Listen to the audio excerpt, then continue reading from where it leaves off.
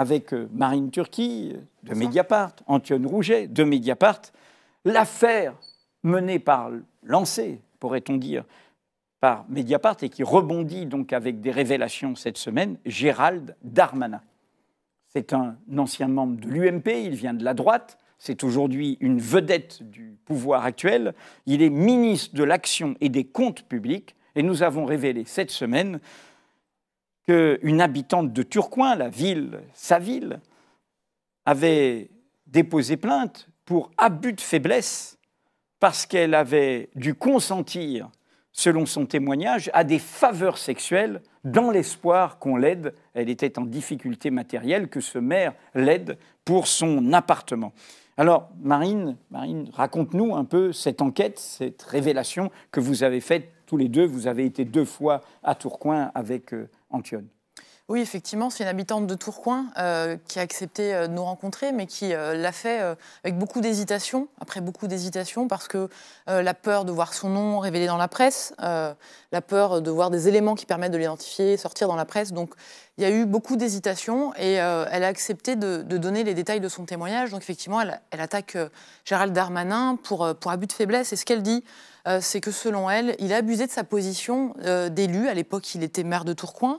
Il était aussi vice-président de la région Hauts-de-France, aux côtés de Xavier Bertrand, qu'il a abusé de sa position d'élu pour obtenir des faveurs sexuelles. Elle lui avait fait une demande de logement, c'est ce qu'elle nous raconte. Et également aussi, elle avait informé de sa recherche d'emploi. Et donc, on voit que là, la relation était asymétrique au départ. On a d'un côté une femme qui vivait dans la précarité. Elle vit avec moins de 500 € par mois. À Tourcoing, une ville qui est extrêmement touchée par le chômage, plus de 23%. Et puis, de l'autre côté, un élu important qui est à l'époque le maire de la ville. Et donc, elle lui fait part de cette demande de logement. Elle a fourni aux enquêteurs énormément de documents. Il n'y a pas souvent de preuves matérielles dans ces affaires, ou pas beaucoup. Là, il y a des échanges de SMS. Elle a laissé plusieurs téléphones aux policiers. Il y a des factures, Donc, il n'y a pas que sa parole. Les policiers peuvent recouper à partir d'éléments. Elle a fourni un appui de son récit, des éléments matériels, notamment des SMS.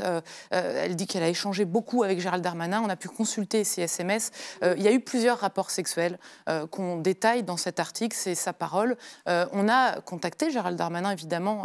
On lui a demandé un entretien, une rencontre pour examiner tout ça et avoir sa parole, sa version des faits.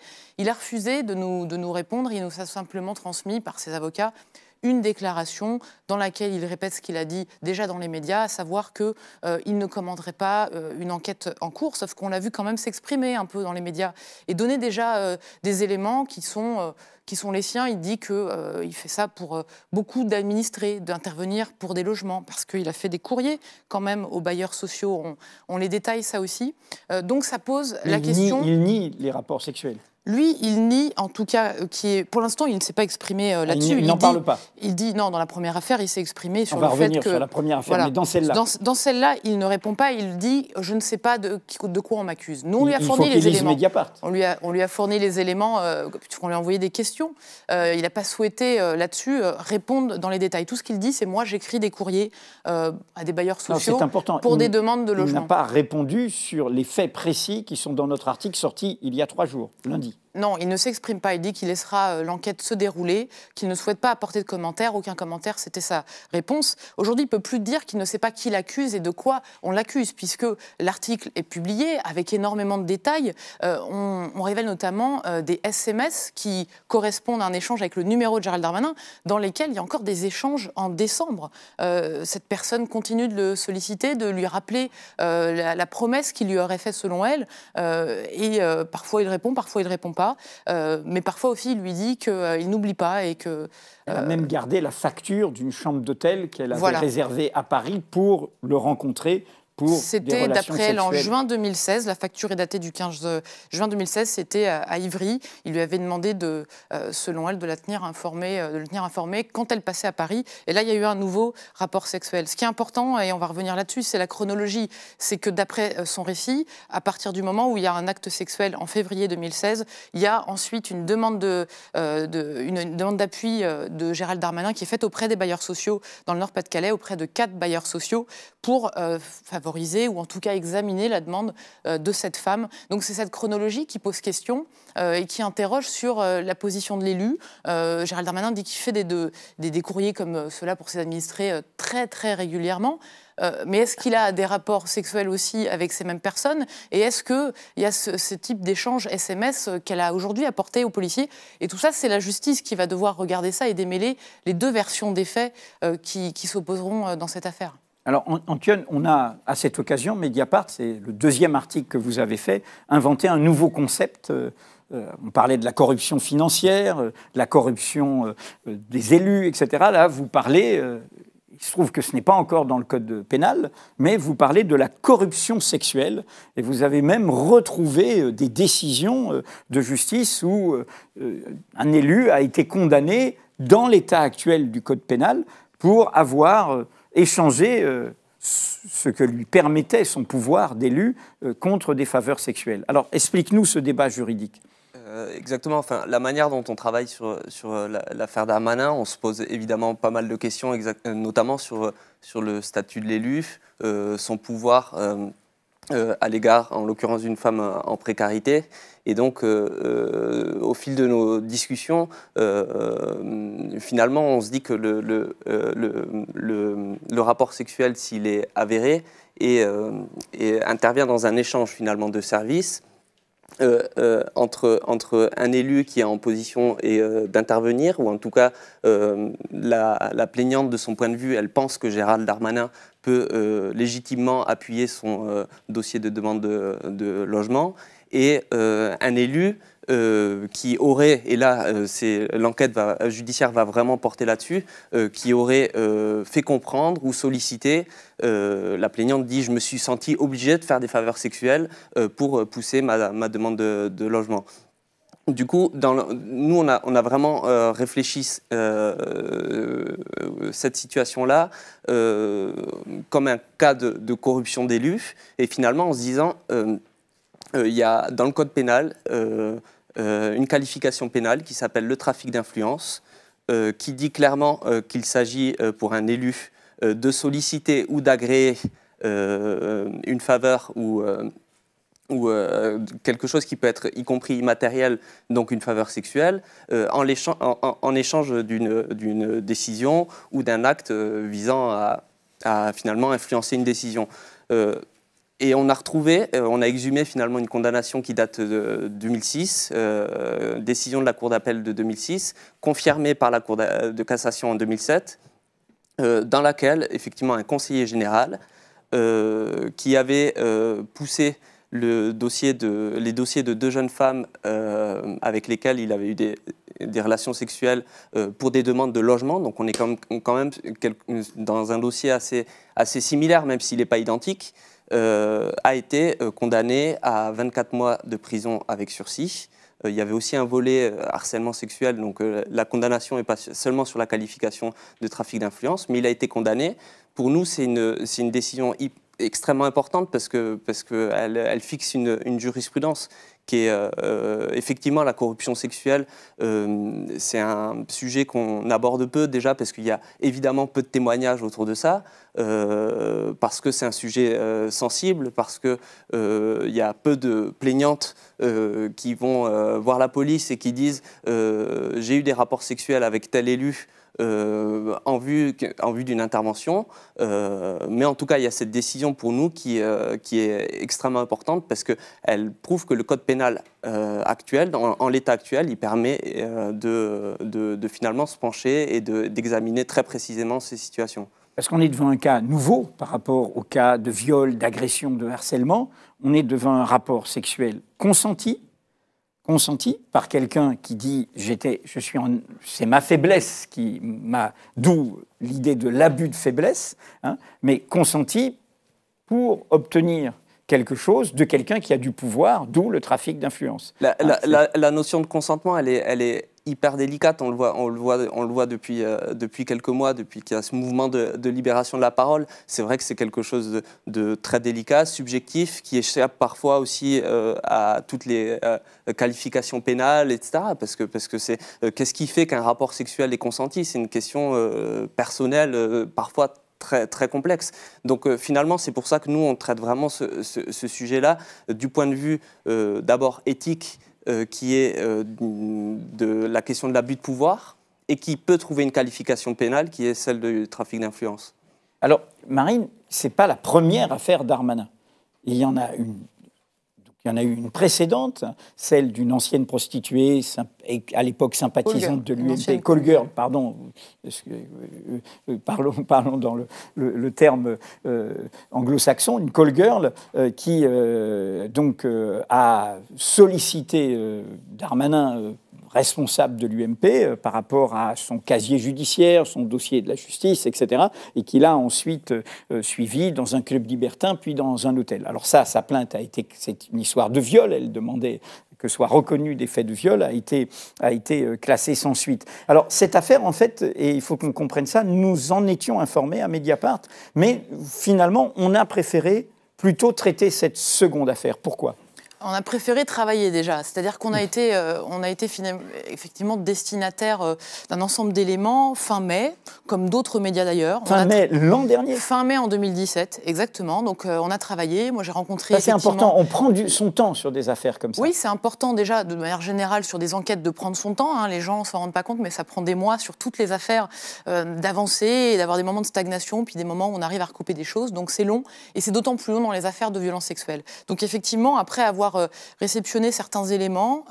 On a rencontré la plaignante, la première plaignante, il y a déjà plusieurs mois. On a travaillé dans l'idée de trouver peut-être d'autres témoignages, de trouver des choses qui confirmaient. Donc on a travaillé sur Gérald Darmanin. Ça a pris du temps, effectivement, et on s'est dit qu'on ne pouvait pas se contenter d'un témoignage, qu'il fallait peut-être faire une grande enquête et prendre le temps et prendre plusieurs mois. Entre-temps, c'est sorti effectivement dans Le Monde, cette première affaire. Effectivement, c'est une femme qui l'accuse de viol. En échange, là encore, d'une intervention, une lettre qu'il a fait en 2009 auprès de la garde des Sceaux à l'époque pour une révision de la condamnation de cette femme qui a été condamnée par le passé et qui menait cette bataille pour son dossier judiciaire. Donc, ce qui nous a, nous, intéressés, effectivement, c'est au-delà de la question du consentement qui se posait dans ce dossier, c'est d'examiner effectivement la question de l'abus de pouvoir. Là encore, on a un élu. À l'époque, il est quand même conseiller municipal et puis il est chargé de mission au service juridique de l'UMP. C'est la question du pouvoir, puisque cette femme explique, comme d'ailleurs cette habitante de Tourcoing, qu'elle estime que Gérald Darmanin lui a laissé penser qu'il avait le pouvoir de l'aider, de faire avancer son dossier. Dans un cas, c'est une condamnation judiciaire dont elle demande la révision. Dans un autre, c'est une demande de logement. Ce sont des femmes, en tout cas, qui disent qu'elles ont cru qu'il pouvait les aider. Elles disent même qu'il leur avait promis. Donc c'est cette question de dimension de pouvoir qui nous a intéressés dès le départ. Et puis on a continué évidemment de travailler. Et puis cette femme, habitante de Tourcoing, elle a vu à la télé qu'il y avait une plainte, effectivement, contre Gérald Darmanin, la première plainte. Et c'est ce qu'il a décidé à parler, c'est ce qu'elle dit. Et c'est comme ça qu'elle porte plainte pour abus de faiblesse. Elle porte plainte pour abus de faiblesse. Elle estime qu'il a abusé de sa faiblesse et de sa position d'élu. Et c'est comme ça, après, quand nous, on la sollicite, qu'elle accepte de nous rencontrer. Et encore une fois, après beaucoup de réticences, parce qu'aujourd'hui, pour les victimes présumées, pour les plaignantes, dans ce contexte, malgré Balance ton port, malgré l'affaire Weinstein, c'est compliqué de parler. Certaines ont peur que leur nom sorte dans la presse, on l'a vu dans d'autres affaires. Certaines ont peur que des éléments permettent de les identifier, donc c'est extrêmement délicat, c'est très long de pouvoir recueillir cette parole. Et à partir de là, on a travaillé, on a pu avoir des documents, on a regardé les courriers que Gérald Darmanin a envoyés aux bailleurs sociaux, on a regardé un petit peu les SMS qu'elle a fournis, elle, aux policiers. On a essayé de décrypter tout ça et il nous a semblé important de publier sa version des faits, de demander à Gérald Darmanin la sienne.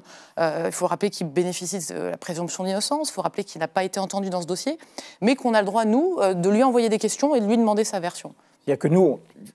Il faut rappeler que dans l'affaire que Mediapart avait soulevée il y a de ça 2 ans, l'affaire Baupin, qui était bien avant Balance ton port et MeToo concernant donc ce responsable élu écologiste, nous avions eu comme règle, il faut plusieurs paroles. Hein. Une seule parole, d'où ce que tu dis, la première affaire et une deuxième affaire. Et deuxièmement, là, au fond, ce que nous faisons là, c'est d'investiguer cette question de cette zone grise, derrière ce mot consentement, où derrière l'idée « ah ben, elle a accepté », il y a aussi le rapport de pouvoir dans lequel la sexualité intervient, le rapport de domination. Alors, de ce point de vue, puisque c'est cette question politique qu'on pose, bien sûr, il y a la justice, il y a la présomption d'innocence, mais il y a le débat politique. Nous avons souvent, dans des affaires, dit les faits que nous avons révélés devrait faire que, même en se défendant, la personne ne doit pas prendre en otage ses fonctions publiques. On l'a dit sur l'affaire Cahuzac, on n'a pas été entendu, on a vu la suite, et on l'a dit dans d'autres affaires. Nous avons publié, vous avez rencontré justement une des plaignantes qui était une ancienne députée face à Denis Baupin, Isabelle Attard, et elle dit que l'actuel ministre de l'Action et des Comptes publics devrait démissionner. Il y a une situation qui est assez délicate pour l'exécutif en ce moment, qui est d'abord basée sur une forme de jurisprudence ou une doctrine. Tant que Gérald Darmanin n'est pas mis en examen, il ne doit pas démissionner. Voilà. On lit finalement son sort à l'avancée de l'enquête judiciaire, etc. Et ce que dit Isabelle Attard hier, et je pense que c'est renforcé aussi par les propos et les engagements du gouvernement depuis notamment Balance ton port ou MeToo, c'est de dire on est quand même dans un moment politique où on incite les femmes à parler, où on incite les victimes présumées d'agressions sexuelles à aller voir la justice, etc. Est-ce qu'on est audible encore politiquement quand au sein du gouvernement, on a un ministre qui a été accusé donc, par 2 femmes, une première pour des faits de viol et une seconde... d'échanger des faveurs sexuelles en échange de son pouvoir et de... Exactement. Parce qu'il ne conteste pas les courriers, encore une fois. Dans les 2 affaires, il n'a pas contesté les courriers qu'il a envoyés. Dis-moi, dernière question, Marine, puisque dans tout ce contexte de libération de la parole, il n'y a pas tant d'affaires que ça en France par rapport au contraste avec les États-Unis, on en a déjà parlé, où toutes sortes de milieux professionnels se mettent en cause. Il y a une affaire symbolique sur laquelle nous sommes parfois interpellés, sur laquelle tu enquêtes, c'est toi qui enquêtes aussi, qui est l'affaire de Tariq Ramadan, donc ce prédicateur intellectuel musulman, symbole pour une partie de la communauté musulmane, qui lui se retrouve carrément en prison à partir de 2 plaintes d'affaires de viol avec des témoignages très précis, très recoupés, notamment le 2e est assez accablant. Et beaucoup de gens, on le voit dans les commentaires, les réseaux sociaux, voire des tribunes dans le club de Mediapart, soupçonnent un 2 poids 2 mesures. C'est-à-dire, voilà, comme par hasard, c'est le musulman qui est en prison alors que d'autres ne le sont pas. Quel est ton regard, toi qui enquêtes, et ce soir même il y a un nouvel article sur... Oui, on a fait le point un peu dans un article qui détaille tout ça, mais c'est vrai que là il y a une décision importante de la Cour d'appel qui confirme le maintien en détention provisoire de Tariq Ramadan. Et il y a 2 éléments en gros dans cette décision. Il y a les éléments sur l'état de santé. Ils ont demandé, la Cour d'appel a demandé une expertise médicale indépendante qui a décidé que l'état de santé actuel de Tariq Ramadan, qui explique qu'il a une sclérose en plaques, est compatible avec la détention, que son diagnostic d'ailleurs de sclérose en plaques n'est pas certain et confirmé aujourd'hui selon l'expertise médicale. Et puis l'autre volet, c'est le fond. Que dit la Cour d'appel sur le fond? Elle estime qu'il y a un risque que si Tariq Ramadan était remis en liberté, il effectue des pressions ou des menaces sur les plaignantes ou sur les témoins, puisqu'il y a plusieurs femmes qui ont été entendues comme témoins sous X notamment. D'autres femmes. Voilà. 2 plaignantes. Voilà, il y a 2 plaignantes et puis il y a 3 femmes qui ont été entendues. Et toi, tu avais raconté dans une enquête comment il y avait des pressions de... Voilà, on avait déjà détaillé tout ça, cette mécanique de pression, de courriers qui étaient parvenus à certaines de ces femmes, dont on ne sait pas exactement qui les envoie toujours d'ailleurs.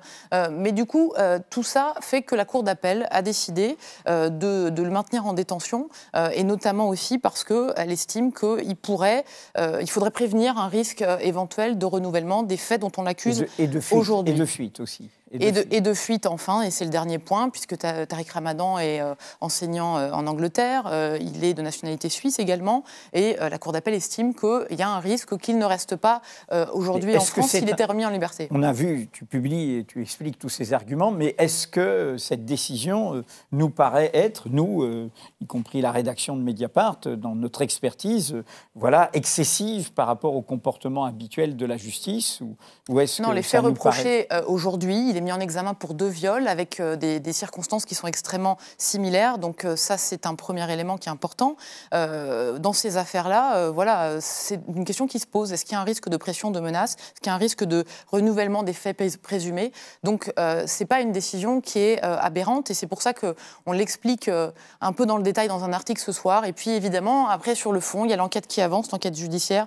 Et puis il y a les billets d'avion et beaucoup de rebondissements sur cet argument de Tariq Ramadan qui dit « je ne pouvais pas être là le jour des faits qu'on me reproche ». Le deuxième témoin, voilà, le deuxième plaignant. Puisque je ne suis arrivée que le soir en avion.